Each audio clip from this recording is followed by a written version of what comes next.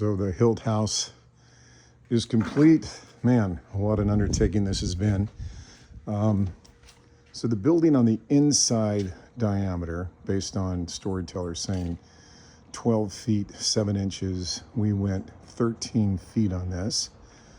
And you can see the building is fairly long. It's exactly 30 feet. And based on the earlier estimates, I was thinking, hoping that I would have had about a foot of extra space in the back, but turns out that ain't the case. So, you know, so long as I stay off fatty foods, I can get into the truck okay right now.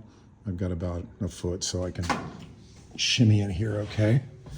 And so this takes me to the end over here where, and I put a mark here just so I know where the mirror should line up.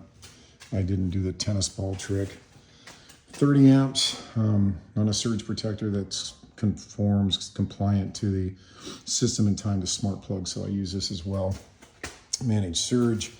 So that's how much room I've got. I could come in another 14 or 15 inches. The reason I haven't is because I want to have a little bit of room. I did try, and if I get over just a little bit more, if I open the steps, it barely taps the side. So too close.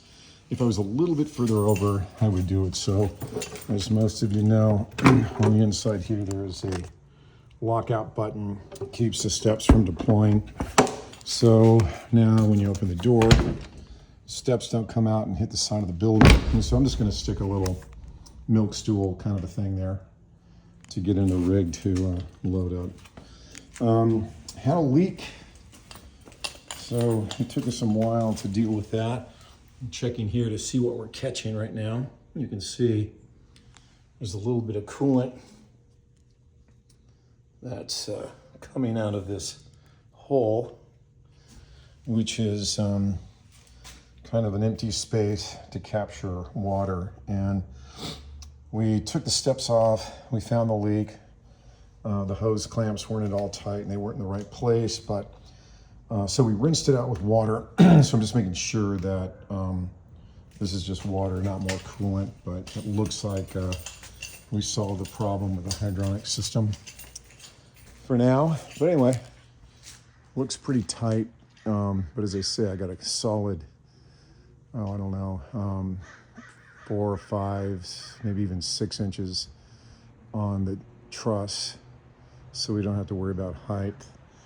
And if I do that extra foot, and again, I said we're 30 feet, and you can see we're not all the way in, but if I go all the way forward, and then on sunny days, I use a clamp, like I did with my van, and with a good robust tarp, this whole thing sort of closes up, keeps the sun, the rain. We're in California, so the weather isn't anything to worry too much about. I just don't like sun beating down on plastics. I've had a lot of RVs where that's damaged them, so why be in the sun if you don't have to? Anyway, Hilt House is done. There you go.